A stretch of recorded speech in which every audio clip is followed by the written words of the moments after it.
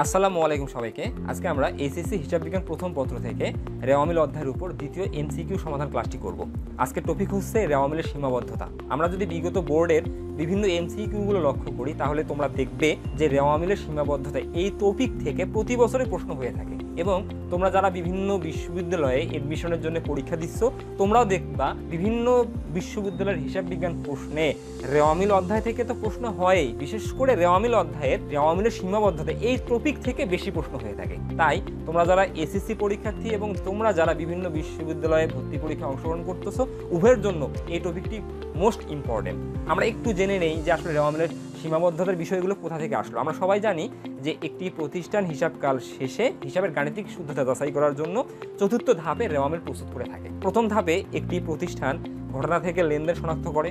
লেনদেন শনাক্ত করার পর ওই লেনদেনগুলো হিসাবের প্রাথমিক বহি অর্থাৎ জাবেদায় রেকর্ড করার মাধ্যমে লেনদেনের কার্যক্রম অর্থাৎ হিসাব প্রক্রিয়ার কার্যক্রম শুরু করে। জাবেদা প্রস্তুত করার পর প্রত্যেকটা জাবেদায় যে হিসাবগুলো আছে প্রত্যেকটা স্বতন্ত্র হিসাবকে নিয়ে একটি প্রতিষ্ঠান খতিয়ান প্রস্তুত করে, অর্থাৎ যতগুলো স্বতন্ত্র হিসাব থাকবে ততগুলো তারা খতিয়ান প্রস্তুত করবে অর্থাৎ শ্রেণী বিভাগ করবে। করার পর হিসাবকালের শেষে ওই খতিয়ানের জের নির্ণয় করে হিসাবের গাণিতিক শুদ্ধতা যাচাইয়ের জন্য রেওয়ামিল প্রস্তুত করে।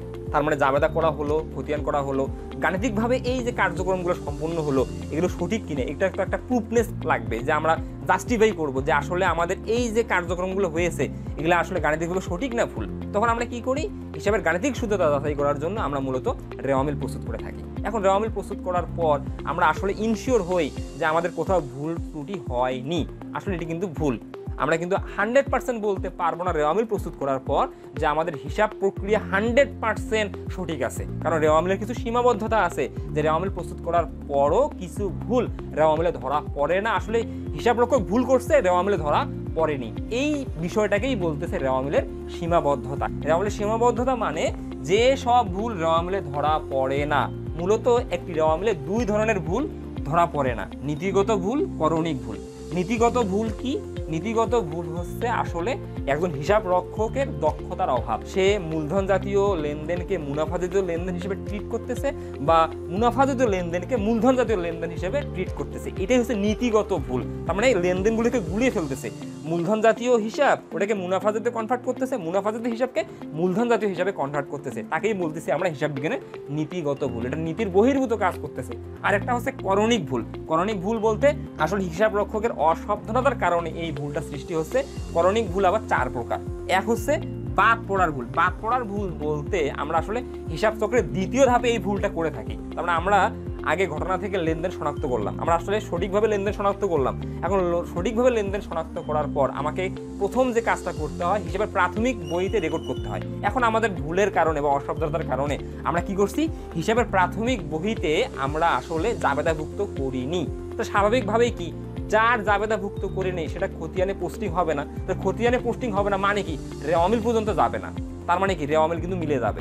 যদি হিসাবরক্ষক কোনো লেনদেন প্রাথমিক বহিতে লিপিবদ্ধকরণে বাদ পড়ে বা লিপিবদ্ধকরণে মিস করে তাহলে অবশ্যই এই লেনদেনের জন্য রেওয়ামিল মিলে যাবে।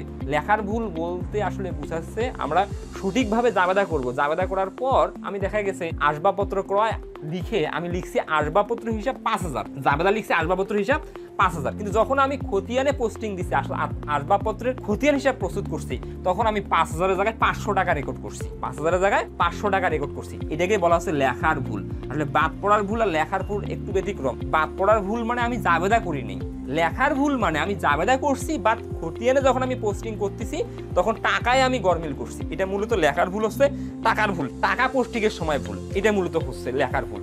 তারপরে বেদাখিলার ভুল। বেদাখিলার ভুল বলতে আসলে বুঝাচ্ছে এটা খুবই গুরুত্বপূর্ণ। অনেকে বেদাখিলার ভুল আর নীতিগত ভুলকে আসলে এক করে ফেলে। এখন বেদাখিলার ভুল বলতে আমি সমজাতীয় হিসাবকে সমজাতীয় হিসাবে ভুলের মাধ্যমে লিখছি।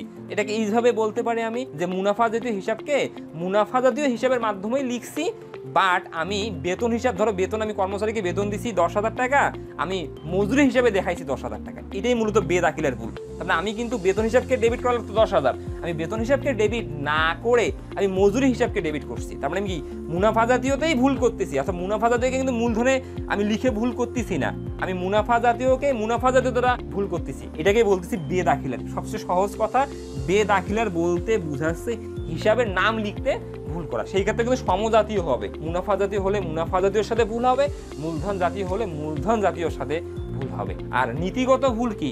মুনাফার সাথে মূলধন, মূলধনের সাথে মুনাফা, তখন নীতি। আর বেদাখিলা বলতে আমি মুনাফার সাথে মুনাফা ভুল করব লেখার সময়, জাবেদায় লেখার সময়, অর্থাৎ দাখিলা দেওয়ার সময়। বেদাখিলা বলতে হিসাবটাকে বুঝাচ্ছি, টাকাটাকে না।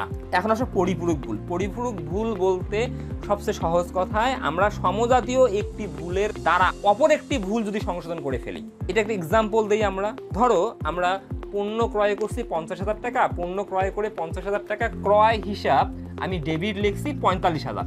মানে পণ্য ক্রয় করছি 50,000 টাকা, ভুল করে আমি ক্রয় হিসাব ডেবিট লিখছি 45,000 টাকা। আবার আমি পণ্য বিক্রি করছি 55,000 টাকা, আমি ভুল করে বিক্রয় হিসাব লিখছি 50,000 টাকা। তাহলে ডেবিট পাশে আমি কম লিখলাম 5,000 টাকা, আমি ক্রেডিট পাশে কম লিখলাম 5,000 টাকা। দুটাই কিন্তু আমার ভুল। এই দুইটা ভুলের ফলে ভুলে ভুলে কিন্তু আমার রেওয়া মিলটা মিলে যাবে, তাই এটাকে বলতেছি পরিপূরক ভুল। তার মানে এখানে দুইটা ভুলের দ্বারা রেওয়া মিল সংশোধিত হবে, দুই অর্থে কিন্তু রেওয়া মিলটা সঠিক নেই। আমি পণ্য ক্রয় করছি 50,000 টাকা, ক্রয় করে ক্রয় হিসাবে লিখছি 45,000 টাকা, তাহলে ডেবিট পাশে কম লিখলাম কত? 5,000 টাকা। আবার আমি পণ্য বিক্রি করছি 55,000 টাকা, এখন বিক্রয় হিসাব ক্রেডিট করছি 50,000 টাকা, তাহলে ক্রেডিট পাশে কম লিখলাম কত? 5,000 টাকা। তাহলে ডেবিট পাশে কম লিখলাম 5,000, ক্রেডিট পাশে কম লিখলাম 5,000, তাহলে ভুলে ভুলে রেওয়া মিল মিলে গেল। এটাই মূলত হচ্ছে পরিপূরক ভুল। তাহলে আমরা বেসিক যে বিষয়টুকু আমরা একটু আলোচনা করলাম, আমি আবারও বলতেছি, বেদাখিলার ভুল। বেদাখিলার ভুল অর্থাৎ আমি যখন জাবেদা করছি, জাবেদা ধরো ঠিকই করছি, আমরা বেতন হিসাব লিখছি ধরো 10,000, কিন্তু যখন আমি বেতন হিসাব পোস্টিং দিছি তখন আমি মজুরি নামে পোস্টিং দিছি। বা আমি জাবেদাতে ভুলটা করতে পারি যে বেতন হিসাব আমি কর্মচারীকে দিছি 10,000 টাকা, জাবেদায় মজুরি লিখছি 10,000 টাকা। এটাই মূলত হচ্ছে বেদাখিলার ভুল। অর্থাৎ এটা কিন্তু হিসাব খাতে ভুলটা হবে, হিসাব খাতে। আর এটা হবে সমজাতীয়, মুনাফা হলে মুনাফার সাথে ভুল, মূলধন হলে মূলধনের সাথে ভুল। আর মূলধনের এক্সাম্পল আমি দিতে পারি যে যন্ত্রপাতি ক্রয় করে 20,000 টাকা আসবাবপত্র হিসাব নামে ডেবিট করা হয়েছে। এটাই মূলত বেদাখিলার ভুল। এখন আসলে পরিপূরক ভুল। পরিপূরক ভুলটা মোস্ট ইম্পর্টেন্ট, আমি আবার রিভাইজ করতেছি, এটা মোস্ট ইম্পর্টেন্ট। এটি আবার অনেকে কিন্তু ভুলে ফেলে পরিপূরক ভুলের বিষয়টা। পরিপূরক ভুলে দুইটা ভুল হবে, ভুলে রেওয়া মিল মিলে যাবে। তাহলে এখন আমরা কথা বাড়াবো না, এখন আমরা প্রথম আজকে যে ম্যাথটি করবো, আমরা কিন্তু প্রথম পর্বে 17 পর্যন্ত এমসিকিউ গুলো সলভ করছে, আজকে আমরা 18 থেকে শুরু করব। তাহলে 18তে বলছে কোন ধরনের ভুল থাকা সত্ত্বেও রেওয়া মিল মিলে যাবে। তাহলে আমি কি বললাম এখন, যে রেওয়া মিলের সীমাবদ্ধতা, অর্থাৎ যে ভুলের কারণেও রেওয়া মিল মিলে যায় দুইটা কারণ, একটা হচ্ছে নীতিগত ভুল আর একটা হচ্ছে করণিক ভুল। এখানে রাজশাহী বোর্ড 2021 সালে প্রশ্নটা এসেছিল, এটা কিন্তু উত্তরটা ভুল আছে, এদের অপশনে দুটা সঠিক অ্যান্সার আছে। করণিক ভুলের কারণেও রেওয়া মিল মিলে যাবে, নীতিগত ভুলের কারণে রেওয়া মিল মিলে যাবে। যে কোনো একটা অ্যান্সার দিলেই হবে। তুমি এখনই পেলে দেখো যে যেসব ভুল রেওয়া মিলে ধরা পড়ে না, দুই ধরনের ভুল রেওয়া মিলে ধরা পড়ে, নীতিগত ভুল আর করণিক ভুল। তাহলে এখানে দেখো তো কোন ধরনের ভুল থাকা সত্ত্বেও রেওয়া মিল মিলে যাবে। তোমরা বইয়ে বাইর করে দেখবা, রাজশাহী বোর্ড 21 সালে এসেছে, করণিক ভুলও আছে, নীতিগত ভুলও আছে। তাহলে ক অ্যান্সার দিলেও সঠিক, ক অ্যান্সার দিলেও সঠিক। 18 ক এবং খ দুটাই সঠিক অ্যান্সার। 19 কি বলছে দেখি আমরা, দালানের মেরামত খরচ দালান কোঠা হিসাবে ডেবিট করা হয়েছে। দালানের মেরামত খরচ, আমরা স্থায়ী সম্পত্তি মেরামত খরচ যে করি, মেরামত খরচটা হচ্ছে মুনাফা জাতীয় ব্যয়। মেরামত খরচ মাথায় রাখবা, যে কোনো সম্পত্তির মেরামত খরচ মুনাফা জাতীয় ব্যয়। মেরামত খরচ মুনাফা জাতীয় ব্যয়। তাহলে বলছে দালানের মেরামত খরচ দালান হিসাবে ডেবিট করা হয়েছে। তাহলে আমি দালান কোঠা মেরামত খরচ করে দালান কোটা হিসাবকে ডেবিট করছি। দালান কোটা হিসাব মানে মূলধন জাতীয় হিসাব, দালান কোটা হিসাব মানে মূলধন জাতীয় হিসাব বা মূলধন জাতীয় ব্যয়। তাহলে আমরা মুনাফা জাতীয় ব্যয়কে মূলধন জাতীয় ব্যয় হিসেবে ট্রিট করছি। তাহলে আমি তোমাকে এখনই কি বললাম, যে আমরা যখন মুনাফা জাতীয় হিসাবকে মূলধন জাতীয় হিসাবে ট্রিট করব বা মূলধন জাতীয় হিসাবকে মুনাফা জাতীয় হিসাবে ট্রিট করব, তখন এটাকে বলবো আমরা নীতিগত ভুল, অর্থাৎ নীতির বহির্গত ভুল। তাহলে এখানে 19-এর অ্যান্সার হবে গ। 19-এর গ অ্যান্সার নীতিগত ভুল। এখন চলে আসবো আমরা 20। নিচের উদ্দীপকটি পড়ে 20 ও 21 নং প্রশ্নের উত্তর দাও। উদ্দীপকে বলা আছে মেশিন সংস্থাপন ব্যয় 5,000 টাকা মজুরির মধ্যে যুক্ত আছে, এটি কোন ধরনের ভুল? এখন দেখো, মেশিন সংস্থাপন ব্যয় আমরা জানি এটা খুবই গুরুত্বপূর্ণ। স্থায়ী সম্পত্তি ক্রয় করার পর প্রতিষ্ঠানে নিয়ে আসা পর্যন্ত বা প্রতিষ্ঠানে বসানো পর্যন্ত যে ব্যয় হোক না কেন, এগুলো হচ্ছে মূলধন জাতীয় ব্যয়। খুবই গুরুত্বপূর্ণ একটি পয়েন্ট। স্থায়ী সম্পত্তি ক্রয় করার পর প্রতিষ্ঠানে নিয়ে আসা পর্যন্ত বা প্রতিষ্ঠানে বসানো পর্যন্ত সকল ব্যয়ের সমষ্টিকে আমরা মূলধন জাতীয় ব্যয় বলি। মাথায় রাখবা, মূলধন জাতীয় ব্যয় বলি। তাহলে মেশিন সংস্থাপন ব্যয় 5,000 টাকা মজুরির মধ্যে যুক্ত আছে। তাহলে আমি মেশিন সংস্থাপন ব্যয় বাবদ 5,000 টাকা পরিশোধ করছি, করে ভুলে আমি ওটাকে মজুরি নামে দেখাইছি। এটা সিলি মিস্টেক হতেই পারে, কারণ আমি সংস্থাপন বাবদ কিন্তু মজুরি 5,000 টাকা দিছি, কারণ কেউ তো আমার মেশিনটা সংস্থাপন অর্থাৎ বসিয়ে দিতে সাহায্য করছে, ওই এক্সপার্টকে আমি হায়ার করছি 5,000 টাকার বিনিময়ে, সে এসে আমার প্রতিষ্ঠানে মেশিনটা সেট করে দিছে, বিনিময়ে আমার কাছ থেকে 5,000 টাকা নিছে। স্বাভাবিক দৃষ্টিকোণ থেকে এটি কিন্তু মজুরি, কিন্তু এটি কোথায় সৃষ্টি হয়েছে? স্থায়ী সম্পত্তির পিছনে সৃষ্টি হয়েছে। তা আমরা কি জানি, স্থায়ী সম্পত্তি ক্রয় করার পর প্রতিষ্ঠানে নিয়ে আসা পর্যন্ত বা প্রতিষ্ঠানে বসানো পর্যন্ত মাঝখানে যে ব্যয়টাই হোক না কেন, এগুলা হচ্ছে মূলধন জাতীয় ব্যয়। কোনোভাবে মূলধন জাতীয় ব্যয়কে আমরা মুনাফাজাতীয় ব্যয় হিসেবে ট্রিট করতে পারবো না, করলেই কি হবে? নীতিগত ভুল হবে। তাহলে এখানে স্পষ্ট আমরা পাচ্ছি 20-এর নীতিগত ভুল কোথায় আছে? 20-এর হচ্ছে ঘ অ্যান্সার। এখন চলে আসবো আমরা 21-এ বলছে উপযুক্ত ভুলের কারণে।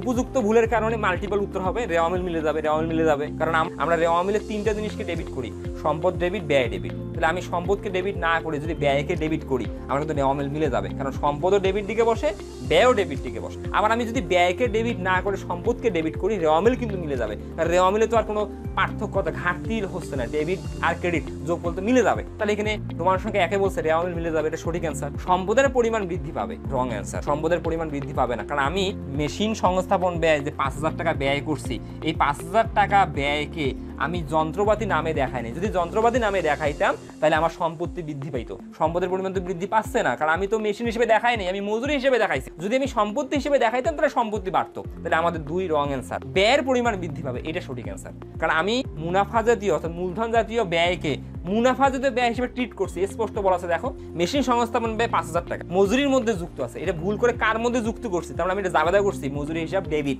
জাবেদা কি করে লাগতো? মেশিন হিসাব ডেবিট।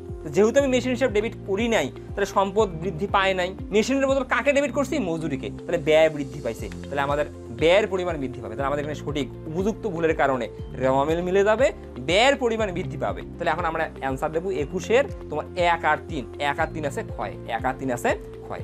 এখন আসো 22। শফিকুলের নিকট বিক্রয় 500 টাকার স্থলে ভুলে বিক্রয় বহিতে 5,000 টাকা লেখা হলে, তাহলে তোমাকে আমি এখনই বললাম যে যখনই টাকায় ভুল করব, টাকায় ভুল মানেই হচ্ছে লেখার ভুল, টাকায় ভুল মানেই লেখার ভুল, এটা মাথায় রাখবা। তাহলে বিক্রয় বহিতে লেখা লাগতো 500 টাকা, কিন্তু ভুলে লিখছি কি 5,000 টাকা। কোন ধরনের ভুল হবে? তাহলে অবশ্যই লেখার ভুল হবে। 22-এর ক্ষয় অ্যান্সার, 22-এর ক্ষয় অ্যান্সার। এখন চলে আসবো 23। 325 টাকার জায়গায় 352 টাকা লেখা কি ধরনের ভুল বলে? তাহলে আমি এখনই বললাম টাকায় ভুল মানেই লেখার ভুল, টাকায় ভুল মানেই লেখার ভুল। তা 23-এর ক্ষয় অ্যান্সার। এখন 24 আসবো আমরা।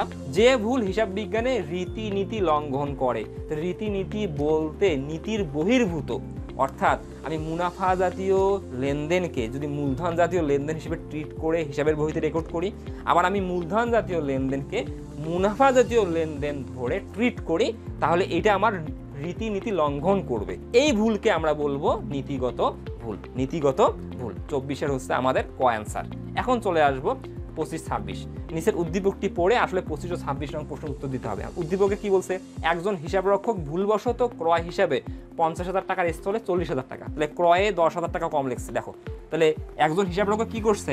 পণ্য ক্রয় করছে 50,000 টাকা, পণ্য ক্রয় করে ক্রয় হিসাব ডেবিট করছে 40,000, ক্রয় হিসাব ডেবিট করছে 40,000, তাহলে আমার ডেবিট পাশে কম দেখাইছে 10,000, এবং বিক্রয় হিসাব 94,000 টাকার স্থলে 84,000 টাকা লেখেন। এখন বিক্রয় হিসাব দেখো, বিক্রয় লেখা লাগতো ক্রেডিট তোমার 94, না লিখে লিখছে 84। তাহলে মূল বিষয়টা কি দাঁড়াইলো? ডেবিট পাশে আমি কম লিখছি 10,000, ক্রেডিট পাশে আমি কম লিখছি 10,000। এই ভুলের কারণে রেওয়ামিল মিলে যাবে, কারণ ভুলে ভুলে কিন্তু রেওয়ামিল মিলবে। ডেবিট দিকেও 10,000 ভুল, ক্রেডিট দিকেও 10,000 ভুল, অর্থাৎ ডেবিট দিকেও আমি 10,000 টাকা কম লিখছি, ক্রেডিট দিকেও আমি 10,000 টাকা কম লিখছি। তাহলে আমি এখনই কি বললাম যে দুইটা ভুলের কারণে যদি রেওয়ামিল মিলে যায়, অর্থাৎ ভুলে ভুলে যদি মিলে, এটাকেই বলা হয় পরিপূরক ভুল। একটা ভুলকে অপর ভুল দ্বারা সংশোধন করতেছে। ওকে, তাহলে এখন আমাকে প্রশ্নে বলছে 25-এ উদ্দীপকের আলোকে রেওয়ামিলের প্রকৃত যোগফলের সাথে নির্ণয়কৃত যোগফলের পার্থক্য কত হবে? একদম ইজি। তাহলে উদ্দীপকের আলোকে রেওয়ামিলের প্রকৃত যোগফলের সাথে, তাহলে প্রকৃত যোগফলে আমি 10,000 টাকা কম লিখছি, ডেবিট দিকেও 10,000 টাকা কম লিখছি, ক্রেডিট দিকেও 10,000 টাকা কম লিখছি, তাহলে আমাদের পার্থক্য কত হবে? 10,000 টাকা। তাহলে আমাদের কয় অ্যান্সার? 25 হবে কয় অ্যান্সার? পার্থক্য হবে 10,000 টাকা। আমি 10,000 টাকা কম লিখছি, ডেবিট দিকেও 10,000 টাকা কম, ক্রেডিট দিকেও 10,000 টাকা কম, 10,000 টাকা আমি কম লিখছি। এখন আসলে 26, হিসাবরক্ষক কোন ধরনের ভুল করেছেন? আমি এখনই বললাম, দেখো ডেবিট দিকে আমি 10,000 টাকা, অর্থাৎ ক্রয় হিসাব লেখা লাগতো 50,000, না লিখে আমি লিখছি 40,000। বিক্রয় হিসাব লেখা লাগতো 94,000, না লিখে লিখছি 84,000। তার মানে আমার ডেবিট দিকে আমি 10,000 টাকা কম লিখছি, ক্রেডিট দিকে আমি 10,000 টাকা কম লিখছি। তাহলে ভুলে ভুলে কিন্তু রেওয়া মিল মিলে গেছে, বাট রেওয়া মিলের ডেবিট দিকেও 10,000 টাকা কম লেখা হয়েছে, রেওয়া মিলের ক্রেডিট দিকেও 10,000 টাকা কম লেখা হয়েছে। এটাই হচ্ছে রেওয়া মিলের সীমাবদ্ধতা। এই ভুলটা রেওয়া মিলে আর ধরা পড়বে না। 26-এর ঘ অ্যান্সার, একদম ইজি। এখন হচ্ছে 27, হিসাব রক্ষক অসতর্কতার ফলে রেওয়া মিলে প্রাপ্য হিসাব 30,000 টাকার পরিবর্তে 33,000 টাকা ডেবিট করা হয়। তাহলে হিসাব রক্ষক কি করছে দেখো, অসাবধানতার কারণে ডেবিট দিকে কি করছে, 30,000 টাকার জায়গায় 33,000 টাকা ডেবিট করছে। তাহলে প্রাপ্য হিসাব দেখো, প্রাপ্য হিসাব ডেবিট করছে 30,000 জায়গায় 33,000। তাহলে এবার বেশি ডেবিট করছে কত, 3,000 টাকা ডেবিট করছে বেশি, ডেবিট দিকে বেশি। অন্যদিকে ক্রয় হিসাব 53,000 টাকার পরিবর্তে 50,000 টাকা ডেবিট করা হয়েছে। এখন ক্রয় হিসাব ডেবিট করছে, আবার দেখো পণ্য ক্রয় করছে তারা 53,000 টাকা, এখন 53,000 টাকার পণ্য ক্রয় করে 50,000 টাকা ডেবিট করছে। এখানে আবার কম ডেবিট করছে কত, 3,000। তাহলে দেখো একবার বেশি ডেবিট করলো 3,000, আরেকবার কম ডেবিট করলো 3,000। তাহলে বেশি আমি দেখো এখানে 3,000 টাকা বেশি ডেবিট করছি, এখানে 3,000 টাকা কম ডেবিট করছি। তাহলে আমি একবার বেশি দেখাইলাম, একবার কম দেখাইলাম। তাহলে ভুলে ভুলে আমার রেওয়া মিলটা মিলে গেল মূল পয়েন্ট। কারণ আমার এখানে মূল বিষয়টা কি, প্রাপ্য হিসাব দেখা লাগতো 30,000, এখন 30,000 টাকা না দেখিয়ে দেখাইছি আমি 33,000। তাহলে বেশি দেখাইছি কত, 3,000। কি বেশি দেখাইছি, ডেবিট বেশি দেখাইছি। তাহলে ডেবিট বেশি দেখাইছি মানে কি, একবার ভুলে যোগ করছি। আবার আমি 53,000 টাকার পণ্য ক্রয় করে ভুলে ক্রয় হিসাব দেখাইছি 50,000, ক্রয় হিসাব দেখাইছি কত, 50,000। তাহলে কম লিখছি ডেবিট কত, আবার ডেবিট দেখো কম লিখছি 3,000 মাইনাস। তাহলে প্লাসে মাইনাসে দেখো আমার কাটা গেল, কিন্তু তার মানে রেওয়া মিল কিন্তু মিলে গেল। এখন আমি যদি এটা সংশোধন করতে চাই কি করতে হবে, প্রাপ্য হিসাব আমাকে 3,000 টাকা কমাতে হবে, ক্রয় হিসাব আমাকে 3,000 টাকা বাড়াতে হবে। তাহলে কিন্তু আমাদের প্রপারলি রেওয়া মিলটা ঠিক হবে। তাহলে এই যে আমি দুইটা ভুল করলাম, এখানে একটা ভুল করছি, এখানে একটা ভুল করছি, ভুলে ভুলে রেওয়া মিল মিলে গেছে, এটাকে আমরা বলতেছি পরিপূরক ভুল। 27-এর ঘ অ্যান্সার, পরিপূরক ভুল হয়ে গেছে। রহিমের নিকট পণ্য ক্রয় 20,000 টাকা। রহিমের নিকট কত টাকার পণ্য ক্রয় করছে, 20,000 টাকা, যা ক্রয় বহিতে লিপিবদ্ধকরণে বাদ পড়ে গেছে। তাহলে আমরা জানি যে আমরা যখন কোনো ব্যক্তির কাছ থেকে পণ্য ক্রয় করি, নগদ বা বাকি বা চেক যদি কোনো কিছু উল্লেখ না থাকে, তখন আমাকে বুঝতে হয় এটা বাকিতে বা ধারে ক্রয় হয়েছে। তাহলে আমরা যখন বাকিতে বা ধারে পণ্য ক্রয় করি, তখন আমরা ক্রয় বহিতে লিপিবদ্ধ করি, ক্রয় বহিতে, মূল কথা ক্রয় বহিতে লিপিবদ্ধ করি। তাহলে কি বলছে, রহিমের নিকট পণ্য ক্রয় 20,000 টাকা, যা ক্রয় বহিতে লিপিবদ্ধকরণে বাদ পড়ে গেছে। ক্রয় বহি মানে বিশেষ জাবেদা, তার মানে আমরা প্রাথমিক বহিতে পণ্য ক্রয় হিসাবভুক্ত করিনি। আমি তোমাকে কি বলছি, যখন আমি প্রাথমিক বহিতে লেনদেন টোটালি হিসাবভুক্ত করব না, তখনই বলা হচ্ছে বাদ পড়ার ভুল, মানে এটি করণিক ভুল। এটি কি, করণিক ভুল। এই ভুলের কারণে রেওয়া মিল মিলে যাবে, তবে রেওয়া মিলে এটা ধরা পড়বে না। আমাকে মেমো দেখার পর চেক করতে হবে যে আসলে আমি কোন লেনদেনে লিপিবদ্ধ করি নাই, কোনটা লিপিবদ্ধ করছি। রেওয়া মিল দেখলে এটা আমি চেক করতে পারবো না যে আসলে এই ভুলটা আমার রেওয়া মিলে ফাইন্ড আউট হবে না। তাহলে এই ভুলের কারণে রেওয়া মিল মিলে যাবে। আর এই ভুলটা কি, যে আমি কি বলছি, যখন তুমি প্রাথমিক বহিতে কোনো লেনদেন লিপিবদ্ধ করবা না, তখন এটাকে বলা হয় বাদ পড়ার ভুল, তখন এটাকে বলা হয় পড়ার ভুল। তাহলে 28-এর ক অ্যান্সার, 28-এর ক অ্যান্সার। তবে আমি আবারও বলতেছি, করণিক ভুলের মধ্যে যে বাদ পড়ার ভুল আছে, বাদ পড়ার ভুল কোনটা, বাদ পড়ার ভুল হচ্ছে হিসাব চক্রের দ্বিতীয় ধাপে আমরা যখন লেনদেন শনাক্ত করার পর জাবেদাভুক্ত করণে ভুলে যাই, তখন তাকেই বলা হয় বাদ পড়ার ভুল, সহজ কথায়।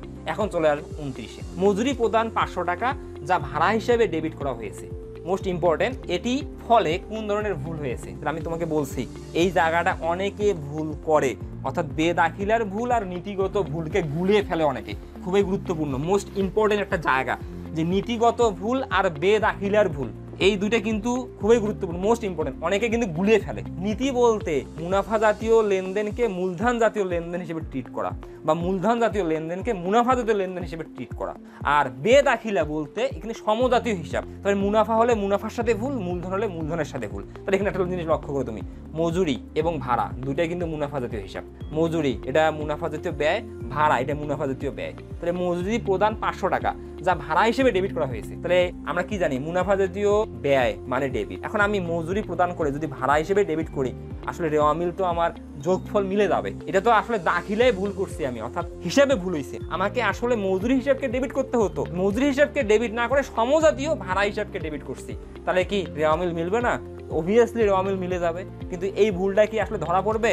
ধরা পড়বে না। পরবর্তীতে তুমি যখন তোমার এভরিথিং ক্যাশ মেমো এবং আরও যে দলিলপত্র আছে এগুলো যদি তুমি ঘাঁটো তাহলেই তুমি বুঝতে পারবা যে আসলে ভুলটা কোথায় হয়েছে। এই ভুলের কারণে কিন্তু রেওয়া মিল মিলে যাবে। এই ভুলটাকে আমরা বলতেছি বেদাখিলার ভুল, এটাকে বলতেছি কিন্তু বেদাখিলার ভুল। আবার আমি এক্সাম্পল দিতে পারি, এটা তো গেল মুনাফা জাতীয়, আমি মূলধন জাতীয় উদাহরণ দিয়ে এক্সাম্পল দিই। যন্ত্রপাতি সংস্থাপন ব্যয় 500 টাকা আসবাবপত্র হিসেবে ডেবিট করা হয়েছে। যন্ত্রপাতি সংস্থাপন ব্যয় আমি তোমাকে একটু আগে বললাম, স্থায়ী সম্পত্তি ক্রয় করার পর প্রতিষ্ঠানে নিয়ে আসা পর্যন্ত বা প্রতিষ্ঠানে বসানো পর্যন্ত যে ব্যয় হোক না কেন এগুলো মূলধন জাতীয় ব্যয়, এগুলো মূলধন জাতীয় ব্যয়। এটা যন্ত্রপাতি বসানো খরচ মানে যন্ত্রপাতি সংস্থাপন ব্যয় বাবদ আমি যে 500 টাকা মজুরি দিছি, এটার জন্য আমাকে যন্ত্রপাতি হিসাবকে ডেবিট করতে হবে। এটার জন্য কি করতে হবে?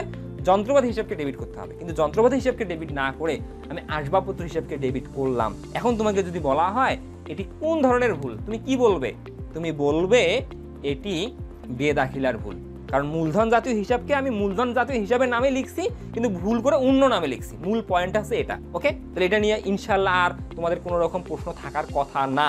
যদি তারপর থেকে থাকে অবশ্যই আমাকে কমেন্টে জানাবে। তাহলে আমি যদি 29-এর অ্যান্সারটা বলি তাহলে 29-এর হচ্ছে ঘ অ্যান্সার, বেদাখিলার ভুল। 30-এ বলছে নতুন মেশিন সংস্থাপন ব্যয় আসবাবপত্র হিসাবে ডেবিট করা হয়েছে। দেখো নতুন মেশিন সংস্থাপন ব্যয়, এই যে এই কথাটা আমি বললাম এখনই, যে আমরা সমজাতীয় অর্থাৎ একই হিসাবকে যদি আমি হিসাবের ভুল করি, একই হিসাবে যদি ভুল করি তাহলে এটাকে বলবো আমি বেদাখিলার ভুল। তাহলে নতুন মেশিন সংস্থাপন ব্যয়, তাহলে নতুন মেশিন সংস্থাপন ব্যয় মেশিন হিসাবকে ডেবিট করতে হবে। তুমি মেশিন হিসাবকে ডেবিট না করে আসবাবপত্র হিসাবকে ডেবিট করছো। তার মানে মূলধন জাতীয় ব্যয় ঠিক আছে, বাট আমি এন্ট্রিতে ভুল করছি অর্থাৎ হিসাবের নামে ভুল করছি। তাহলে আমার মূলধন জাতীয় হিসাবের এখানে প্রকৃত নামটা হয়তো মেশিন, মূলধন জাতীয় হিসাবের প্রকৃত নামটা কি হতো? মেশিন হিসাব। কিন্তু মেশিন হিসাব না লিখে আমি লিখছি আসবাবপত্র হিসাব। আসবাবপত্র হিসাবেও কিন্তু মূলধন জাতীয় ব্যয়, মূলধন জাতীয় ব্যয়, কিন্তু আমি মেশিন হিসাবকে ডেবিট না করে আমি আসবাবপত্র হিসাবকে ডেবিট করছি। তাহলে এটার জন্য কি নীতিগত ভুল হবে? কখনোই না, খুবই গুরুত্বপূর্ণ। এবং এটা কখনোই তোমার নীতিগত ভুল হবে না, এটা হচ্ছে বেদাখিলার ভুল। 30-এর হচ্ছে ঘ অ্যান্সার। এখন চলে আসবো আমি অফিস কক্ষের চুনকাম দালান কোঠা হিসাবে ডেবিট করা হয়েছে। অফিস কক্ষের চুনকাম, চুনকাম মানেই মেরামত খরচ, চুনকাম মানে কিন্তু মেরামত খরচ। তাহলে মেরামত খরচ স্থায়ী সম্পত্তির, এটা মুনাফা জাতীয় ব্যয়, এটাকে কখনোই মূলধন জাতীয় ব্যয় হিসেবে ট্রিট করা যাবে না। চুনকামটা হচ্ছে মেরামত ব্যয়ের অন্তর্ভুক্ত, মেরামত ব্যয়। আর মেরামত ব্যয় মানেই হচ্ছে মুনাফা জাতীয় ব্যয়, মেরামত ব্যয় হচ্ছে মুনাফা জাতীয় ব্যয়, এটাকে কোনোভাবেই মূলধন জাতীয় ব্যয় হিসেবে ট্রিট করা যাবে না। তাহলে অফিস কক্ষের চুনকাম দালান কোঠা হিসেবে ডেবিট করা হয়েছে, ইয়া কোন ধরনের ভুল? এটা কোন ধরনের ভুল? এটা নীতিগত ভুল। 31-এর অ্যান্সার হচ্ছে নীতিগত ভুল। 32-এ বলছে বাট্টা প্রাপ্তি 100 টাকা রেওয়া মিলের ডেবিট পাশে বসানো হয়েছে। তাহলে আমরা 100 টাকা বাট্টা পেয়ে ভুলে রেওয়া মিলের ডেবিট দিকে লিখছি 100 টাকা। এক্ষেত্রে রেওয়া মিলের ডেবিট পাশে সমষ্টি অপেক্ষা ক্রেডিট পাশের সমষ্টির ক্ষেত্রে নিচের কোনটি প্রযোজ্য হবে? তাহলে ডেবিট পাশে সমষ্টি অপেক্ষা ক্রেডিট পাশে সমষ্টির ক্ষেত্রে, অর্থাৎ ক্রেডিট পাশের চেয়ে ডেবিট পাশে কত টাকা বেশি লেখা হবে? তাহলে এখানে আমি প্র্যাকটিক্যালি বিষয়টা বুঝাই। ধরো এটা আমার রেওয়া মিল, এটা আমার ডেবিট, এটা আমার ক্রেডিট। তাহলে আমি 100 টাকা বাট্টা পাইছি মানে প্রাপ্ত বাট্টা, তাহলে প্রাপ্ত বাট্টা ক্রেডিট দিকে লেখা লাগতো 100 টাকা, ভুল করে আমি ডেবিট লিখছি 100 টাকা, ভুল করে ডেবিট লিখছি 100 টাকা। কারণ অ্যাকাউন্টিংয়ে ভুল সংশোধন করার নিয়ম, আমি ভুল করে যেহেতু ডেবিট লিখছি আমি কেটে দিতে পারবো না, অ্যাকাউন্টিংয়ে কাটার কোনো অপশন নাই। এটা কিন্তু অন্য সাবজেক্ট না, আমি ভুল করছি কেটে দেবো। এখন আমাকে কি করতে হবে? এই ভুলটাকে সংশোধন করার জন্য সমপরিমাণ টাকা দ্বারা বিপরীত জের লিখতে হবে। তাহলে আমি ডেবিট ভুলে লিখছি, তাহলে আমি ভুলটা সংশোধন করার জন্য ওই সমপরিমাণ টাকা অর্থাৎ 100 টাকা দ্বারা ক্রেডিট করব। তাহলে আমার ভুলটা সংশোধন হইলো। এখন আমাকে আবার সঠিক এন্ট্রি লিখতে হবে। তাহলে আমি ক্রেডিট না করে ডেবিট করছি, তাহলে আমি ভুলটা সংশোধন করলাম, আমি আবার ক্রেডিট করলাম 100 টাকা। তাহলে আমি কত টাকা লিখলে আমার ভুলটা সংশোধন করা যাবে? 200 টাকা লিখলে। তাহলে এখন আমি বলতে পারি যে আসলে আমি ক্রেডিট দিক অপেক্ষা ডেবিট দিকে 200 টাকা বেশি লিখছি, কারণ 200 টাকা ক্রেডিট দিকে বসালেই তো সংশোধিত হবে। তাহলে আমি 200 টাকা লিখি নাই, এই 200 টাকার জন্য আমার ডেবিট বেশি আছে, মূল পয়েন্ট এটি। তাহলে এই ভুলটা এইভাবে আসলে সংশোধন করতে হয়। আমি যদি ডেবিট পাশের কোনো জের ক্রেডিট পাশে লিখি আমাকে ডাবল টাকা দ্বারা সংশোধন করতে হবে, মূল পয়েন্ট হচ্ছে এটা। তাহলে আমি যেহেতু 100 টাকা ক্রেডিট না করে ডেবিট করছি 100 টাকা, তাহলে এখন আমি আসলে ডেবিট দিকে 200 টাকা বেশি লিখছি। কত টাকা বেশি লিখছি? 200 টাকা বেশি লিখছি। কেন? আমি বুঝে দিলাম যে আমি আগে ভুলটা সংশোধন করব, ভুলটা সংশোধন করার জন্য সমপরিমাণ টাকা দ্বারা ক্রেডিট করব, আবার আমি সঠিক এন্ট্রি দেবো 100 টাকা। তাহলে আমাকে ক্রেডিট কত করতে হবে? 200 টাকা। আমার যদি এমন হইতো আমি ভুল করে ক্রেডিট করছি 200 টাকা, এই যে ভুল করে ক্রেডিট করছি 200 টাকা মানে ডেবিট করতে হতো 200 টাকা, আগে ভুল সংশোধন, তাহলে ক্রেডিট করছি 200 টাকা, এই ভুলটাকে সংশোধন করার জন্য লিখবো 200 টাকা, আর সঠিক এন্ট্রি দেওয়ার জন্য আবার 200 টাকা। তাহলে আমি কত টাকা ডেবিট করলে আমার ক্রেডিটটা সংশোধন হবে? 400 টাকা। তাহলে আমি এইবার ক্রেডিট দিকে 400 টাকা বেশি লিখছি ডেবিট অপেক্ষা, মূল পয়েন্ট এটি। তাহলে আমি এখন অ্যান্সার পাবো যে আসলে ডেবিট দিকে আমার 200 টাকা বেশি আছে। তাহলে আমার 32-এর কয় আনসার? এটা খুবই গুরুত্বপূর্ণ, অনেকে কিন্তু বুঝে ওঠে না এটা কি বুঝাচ্ছে। তাহলে ডেবিট দিকে 200 টাকা বেশি হবে, ক্রেডিট অপেক্ষা ডেবিট দিকে 200 টাকা বেশি হবে। কারণ আমি যদি ক্রেডিট দিকে 100 টাকা লিখি নাই, ভুল করে ডেবিট লিখছি, তাহলে এটাকে সংশোধন করার জন্য একবার 100 টাকা, আবার সঠিকভাবে লেখার জন্য 100 টাকা। তাহলে আমি ডেবিট দিকে বেশি লিখছি কত? 200 টাকা। 33, একটি হিসাবে 1,500 টাকা যা রেওয়া মিলে ভুল পাশে 2বার লেখা হয়েছে। অন্যান্য সব কিছু ঠিক থাকলে 2 পাশের পার্থক্য কত হবে? সেম আগেরটার মতো। এবার আমি ধরো ডেবিট দিকে সাইড বলে নেই, ধরো আমার ডেবিট দিকে 1,500 টাকা লেখা লাগতো। এখন ডেবিট দিকে 1,500 টাকা না লিখে আমি ক্রেডিট দিকে 2বার ক্রেডিট করছি। একবার ক্রেডিট করলাম ভুলে, আরেকবার ক্রেডিট করলাম ভুলে। এখন আমার ডেবিট দিকে লেখা লাগতো 1,500, কিন্তু ভুল করে আমি ক্রেডিট করছি 3,000। তাহলে আমি কি বললাম? আমি আগে ভুল সংশোধন করবো। তাহলে আমি ভুল করে লিখছি 3,000, আমার ক্রেডিট দেওয়ার কোনো অপশন নেই, মানে আমি ক্রেডিট দিতে পারবো না। তাহলে এই ভুলটা সংশোধন করার জন্য আমাদের কাটবো কিভাবে?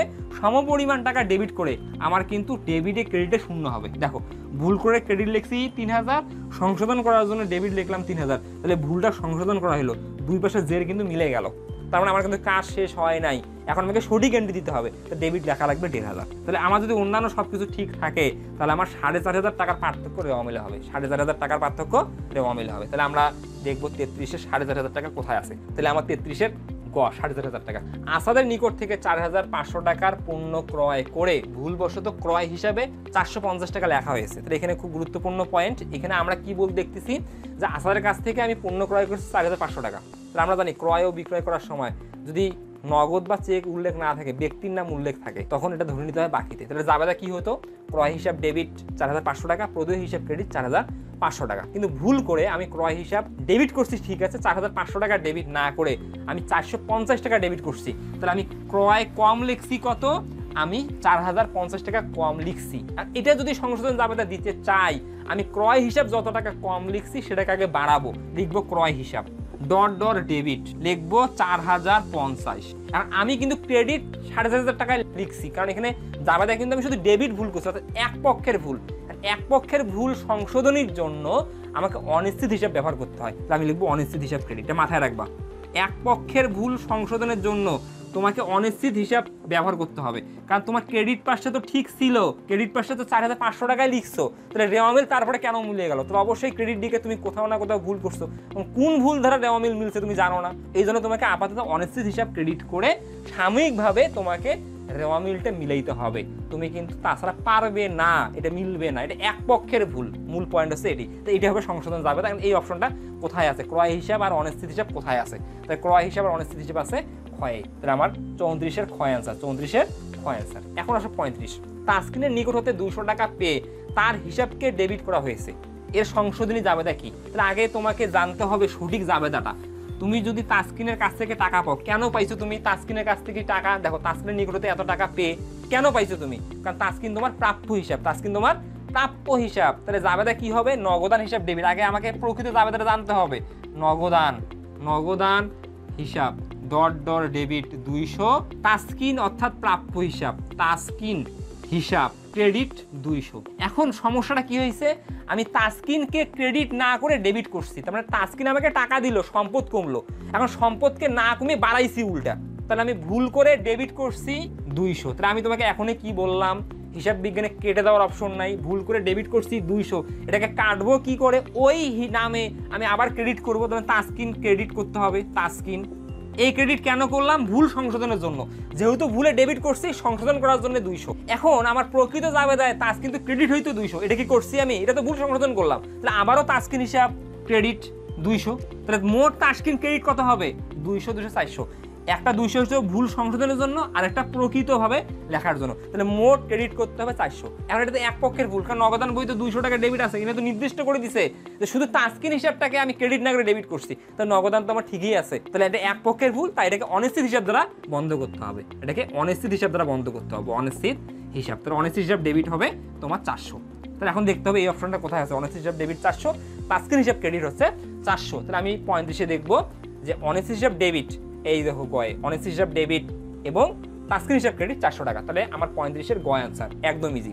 রেওয়ামিল তৈরির পূর্বে ভুল সংশোধনী জাবেদা দিলে, এখন আমরা মূলত রেওয়ামিল করার পর যখন দেখি রেওয়ামিলটা মিলতেছে না, তখন আমরা সাময়িকভাবে রেওয়ামিলটাকে মিলানোর জন্য অনিশ্চিত হিসাব ব্যবহার করি, যাতে পরবর্তীতে যদি ভুলটা খুঁজে পাই দ্রুত অনিশ্চিত হিসাব বন্ধ করে আমি ওই ভুলটা সংশোধন করার মাধ্যমে রেওয়ামিলটা সংশোধন করতে পারি। তাহলে আমরা অনিশ্চিত হিসাব সাময়িক এবং অস্থায়ীভাবে হিসাবভুক্ত করে রেওয়ামিলটা মিলাই। তাহলে রেওয়ামিলের পূর্বে যদি ভুল সংশোধন হয় তাহলে তো অনিশ্চিত হিসাব আর ব্যবহার করতে হবে না। তাহলে এখানে বলছে অনিশ্চিত হিসাব খুলতে হয়, হবে না, এটা ভুল। অনিশ্চিত হিসাব খুলতে হয় না, রেওয়ামিল মিলে যায়। তাহলে যদি রেওয়ামিল তৈরির পূর্বে আমি ভুল সংশোধন করি, কোনো অবস্থাতে অনিশ্চিত হিসাব খুলতে হবে না, অনিশ্চিত হিসাব খুলতে হয় না, এটা সঠিক অ্যান্সার, রেওয়ামিল মিলে যাবে, সঠিক অ্যান্সার। তাহলে 36-এর 2 আর 3 কোথায় আছে? 36-এর 2 আর 3 আছে গয়ে, তাহলে 36-এর গ অ্যান্সার।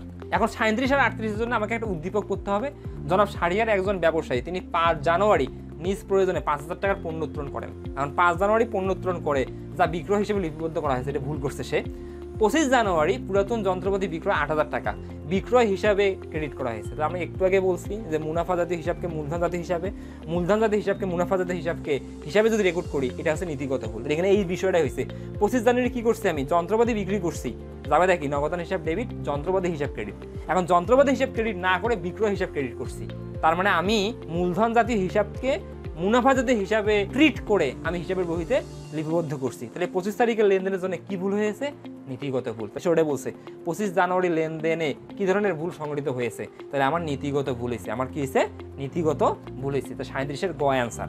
এখন বলছে 38, 5 জানুয়ারি লেনদেনের ভুলের জন্য মোট লাভে কি প্রভাব পড়বে? কারণ 5 জানুয়ারি বলছে তুমি 5,000 টাকার পণ্য উত্তোলন করে বিক্রয়ের মধ্যে অন্তর্ভুক্ত করছো, তারপরে তুমি 5,000 টাকার পণ্য উত্তোলন করছো। 5,000 টাকার পণ্য উত্তোলন করলে নিয়ম কি? ক্রয়কৃত পণ্য বিয়োগ হবে 5,000 টাকা। তাহলে বিক্রিত পণ্যের ব্যয় যখন তুমি ক্রয় লেখো, ক্রয় থেকে তুমি পণ্য উত্তোলন বিয়োগ করবা 5,000। এখন তুমি পণ্য উত্তোলন ক্রয় থেকে বিয়োগ না করে তুমি বিক্রয় হিসাব ক্রেডিট করছো। আর এটা যদি তুমি সংশোধনী করো তাহলে তুমি বিক্রয় কমাবা, তাহলে বিক্রয় হিসাব কমবে 5,000, বিক্রয় হিসাব কমবে। এটা হচ্ছে ভুল করছো, ভুলটা সংশোধনের জন্য বিক্রয় কমাইলা। আর সঠিক এন্ট্রিটা কি? ক্রয় কমবে 5,000, ক্রয় হিসাব কমবে 5,000। তাহলে মূল বিষয়টা দেখো যে আমি ব্যক্তিগত প্রয়োজনে পণ্য উত্তোলন করার ফলে আমি বিক্রয়ের মধ্যে যখন অন্তর্ভুক্ত করছি, ভুল করছি, এখন সংশোধন করার জন্য বিক্রয় কমাইলাম 5,000, বিক্রয় কমাইলাম মানে আয় কমাইলাম। আবার প্রকৃত এন্ট্রি কি হতো? ক্রয় কমতো 5,000। যেহেতু আমি তখন ক্রয় না কমিয়ে বিক্রয় বাড়াইছি, এখন আমি ক্রয় কমাইলাম 5,000, তাহলে আমি আয়ও কমাইলাম, ব্যয়ও কমাইলাম। তাহলে মুনাফায় কি কোনো ইফেক্ট হবে? হবে না, কারণ সমপরিমাণ আয়ও কমছে, সমপরিমাণ ব্যয়ও কমছে। তাহলে পূর্বের মুনাফা স্থির থাকবে, পূর্বের মোট মুনাফা স্থির থাকবে, বাড়বেও না কমবেও না। তাহলে 38-এর গ অ্যান্সার, 38-এর গ অ্যান্সার, মোট মুনাফা অপরিবর্তিত থাকবে। যদি বুঝতে সমস্যা হয় অবশ্যই কমেন্টে জানাবা। 39 ও 40 নং প্রশ্নের উত্তর দিতে হবে আরেকটি উদ্দীপক পড়ে। মুগলি ট্রেডার্সে 2014 সালের 31 ডিসেম্বর তারিখে খতিয়ানের উদ্বৃত্ত সমূহ নিম্নরূপ। খতিয়ানের উদ্বৃত্ত দেওয়া আছে, অর্থাৎ খতিয়ানের জেরগুলো দেওয়া আছে। এখন বলছে মুগলির রেওয়ামিলে অনিশ্চিত হিসাবের পরিমাণ কত? আর অনিশ্চিত হিসাবের পরিমাণ নির্ণয়ের জন্য আমাকে রেওয়ামিলটা সম্পূর্ণ করতে হবে। তাহলে আমরা রেওয়ামিলটা করি, দ্রুত করে ফেলি, তাহলে আমরা বুঝতে পারবো আমাদের অনিশ্চিত হিসাব কত। আমরা দ্রুত রেওয়ামিলটা করে ফেলবো। আমরা শর্টকাটে করতেছি, এটা ডেবিট, এটা হচ্ছে ক্রেডিট। তাহলে আমাদের রেওয়ামিলে প্রথমে আছে নগদ। তাহলে নগদ আমাদের সম্পদ মানে ডেবিট 10,000। তারপরে আমার আছে প্রাপ্য হিসাব মানে আমার সম্পদ, দ্রুত লিখতেছি আমি, প্রাপ্য হিসাব। ডেবিট আমার কত আছে? সম্পদ 8,000, ডেবিট লিখলাম 8,000। তারপরে আমাদের আছে প্রদেয় হিসাব, আমাদের দায়, ক্রেডিট, প্রদেয় হিসাব, আমাদের দায় কত?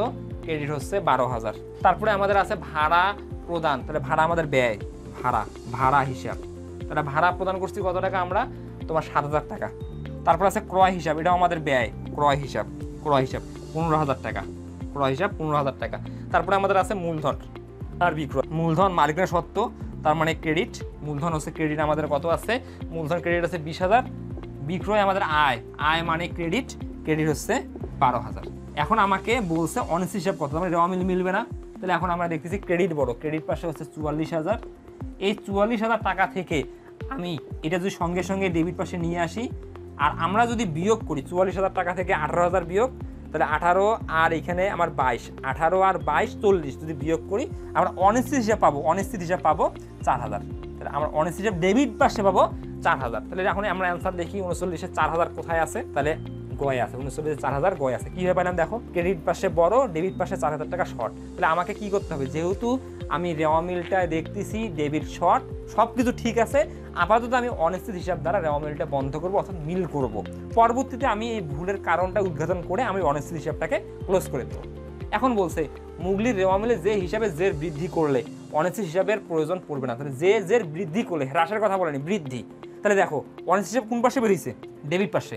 ডেবিট পাশে কি কি জের বসাই? সম্পদ, ব্যয়, উত্তোলন। তাহলে আমি যদি সম্পদ বৃদ্ধি করি, ব্যয় বৃদ্ধি করি এবং উত্তোলনের পরিমাণ বৃদ্ধি করি, তাহলে তো আমার ডেবিট পাশে 4,000 টাকা পার্থক্য আর হবে না। কারণ আমার এই 4,000 টাকা কেন হয়েছে? সম্পদ কম দেখার কারণে, ব্যয় কম দেখার কারণে, উত্তোলন কম দেখার কারণে। তাহলে আমার এই 3টে অপশন শুধু বৃদ্ধির ক্ষেত্রে হতো। আর যদি বলতো ক্রেডিট দিকের কি করলে আমার এই 4,000 টাকা হতো না, তখন ক্রেডিট দিকের হ্রাস করতে হইতো। আমি ক্রেডিট দিকের যদি উপাদান হ্রাস করতাম 4,000, তাহলে তো আমার এই ডেবিট দিকে 4,000 টাকা বের হতো না। ক্রেডিট দিকের কোনো অপশন নাই। তাহলে আমি সম্পদ বাড়ালে এই 4,000 টাকা আর আসবে না, ব্যয় বাড়ালে এই 4,000 টাকা আর আসবে না, উত্তোলন বাড়ালে এই 4,000 টাকা আসবে না। তাহলে আমরা অ্যান্সারগুলো দেখবো। এটা মাল্টিপল উত্তর। সম্পদ জাতীয় হিসেবে জের বৃদ্ধি করতে হবে, ওকে। আয় জাতীয় হিসেবে জের, আয়ের সাথে কোনো সম্পর্ক না, আয় তো ক্রেডিট, আয় কমাইলে এই 4,000 টাকা থাকবে। তাহলে আমার 2 নম্বর অপশন ভুল। ব্যয় জাতীয় হিসেবে জের, তাহলে 1 আর 3 বাড়াইলে আমার এই 4,000 টাকা ভিনিশ হবে। তাহলে 1 আর 3 আছে 40-এর 1 আর 3 হয় অ্যান্সার, 1 আর 3 হয় অ্যান্সার। আজকে খুবই গুরুত্বপূর্ণ ক্লাস। তোমরা যারা এসএসসি পরীক্ষা দেবা, এই প্রশ্নগুলা প্রতি বছর এসে থাকে এবং যারা তোমরা বিশ্ববিদ্যালয়ে পরীক্ষার্থী, বিশ্ববিদ্যালয়ে ভর্তির জন্য এডমিশন দিচ্ছ, তাদের এই ক্লাসটা মোস্ট ইম্পর্টেন্ট। প্রতি বছর এই টপিক থেকে প্রশ্ন হয়ে থাকে। তো আজকে এই পর্যন্ত, তোমরা ভালো থাকবে এবং আগামী ক্লাসে আমরা নতুন আরও টপিক নিয়ে হাজির হব। ততদিন পর্যন্ত ভালো থাকো, আল্লাহ হাফেজ, আসসালামু আলাইকুম সবাইকে।